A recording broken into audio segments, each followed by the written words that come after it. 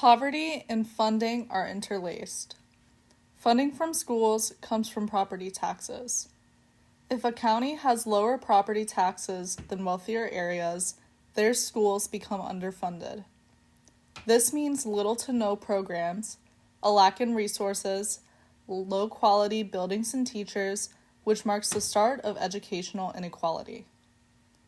According to the Academy for Civics, education inequality can be described as the unequal distribution of academic resources, including school funding, experienced teachers, and textbooks.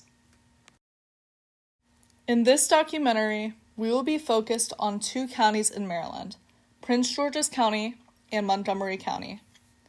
Prince George's County Public Schools is one of the nation's largest school districts, and it serves a diverse student population in the Washington, D.C. suburbs, with a mission to provide a transformative educational experience anchored by excellence and equity. Specifically in Prince George's County, the spotlight will be on the county's #1 school based on academics, Eleanor Roosevelt High School.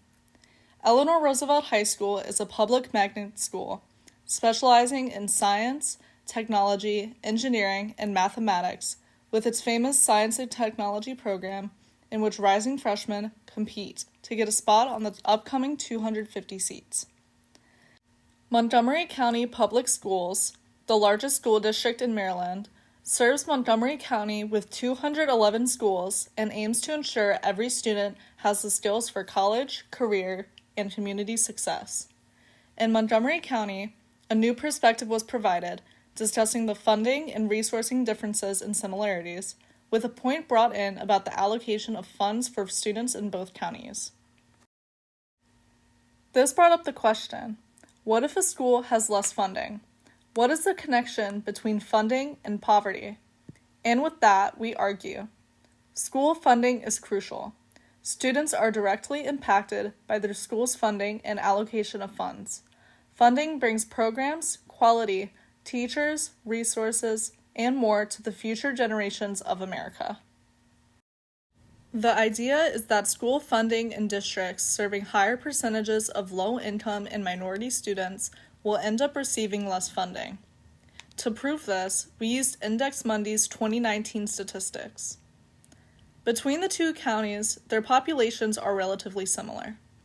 Montgomery County had a 1,052,567 person population in 2019 versus Prince George's County with 909,327 people. The racial demographics between each county are vastly different. Montgomery County has a 60.2% white population compared to Prince George's County's 27.1% white population. Montgomery County has a 19.9% black population compared to Prince George's County's 64.4% black population. High school graduation rates also differ between the two counties. Montgomery County has a 91.3% graduation rate, while Prince George's County has an 86.5% graduation rate. Also, people with a bachelor's degree or higher differ majorly, with 59% of people having one in Montgomery County and only 32.7% having one in Prince George's County. These statistics made us wonder what external factors may lead to the major differences between the two counties. To find out more information, we interviewed Richard Moody, the Supervisor of Student Engagement and Support. I don't know. It could have something to do with some of the different obstacles that our students may have to face. Coming from many of them being coming from immigrant families, maybe they need to work or take care of siblings. So I think there's a lot of factors and variables that. Mr. Moody's interview gave us insight into how students' backgrounds may influence a school's funding. Knowing that Montgomery County has fewer minorities than Prince George's County and the higher education rate is different, funding must be vastly different, making Montgomery County receive higher school funding. To analyze the budgets, We used Prince George's County's Advocates for Better Schools comparison between Montgomery County and Prince George's County's 2019 budgets. Between the various different categories for budgeting, the mean difference in each category was $55,853,023.15. Shown on the screen is the data for each category, and you can pause the video if you would like to read each difference. According to DBK News, Prince George's County Public Schools budget for 2026 is $2.9 billion, with a shortfall of $37 million. The Black and White student news site states that Montgomery County Public Schools budget for 2026 is $3.65 billion, with an increase of $36.762 million. Montgomery County actually gained the amount Prince George's County was hoping for to fund their students.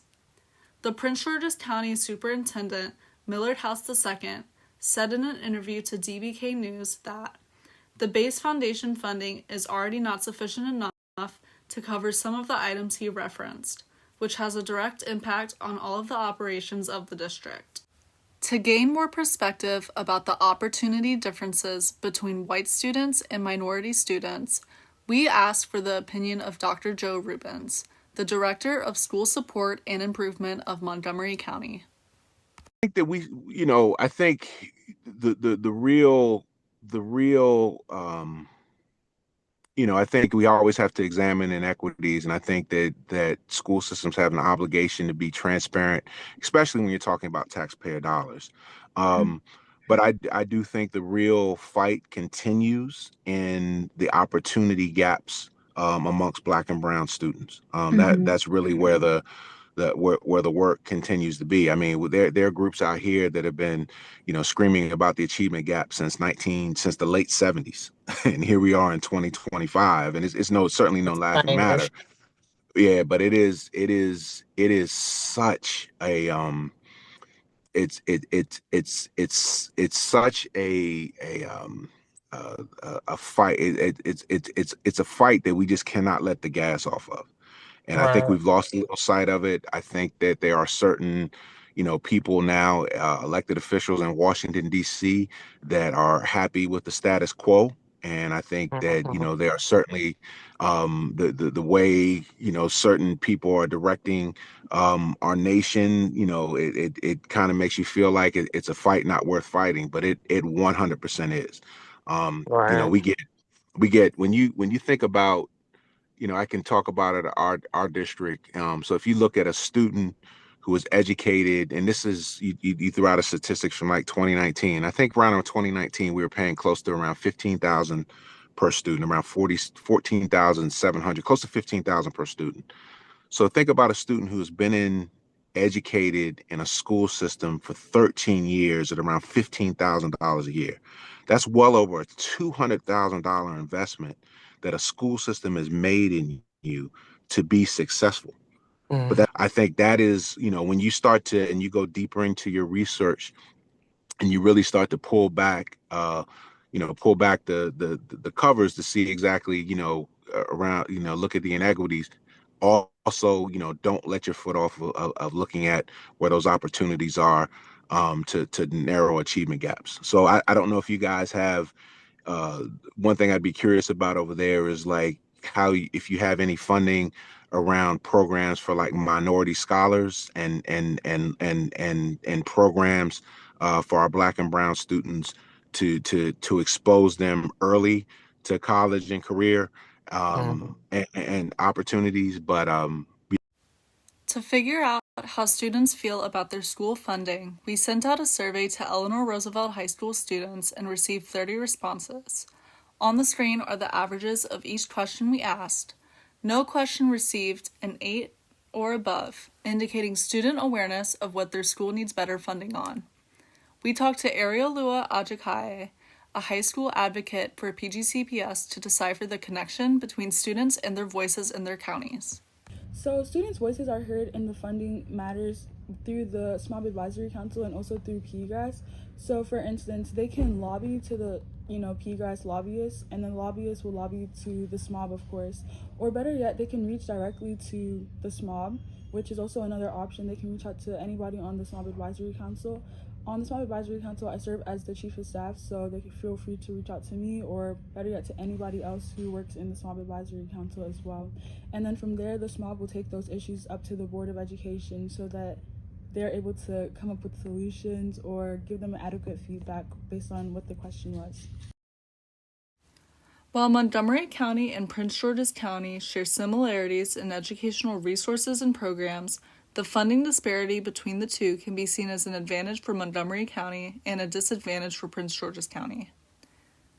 When school funding is primarily based on local wealth of the residents in a specific area, those who live in a minority community, specifically immigrants, which are a prominent part of PG County, will receive less financial help when it comes to academics due to their economic status.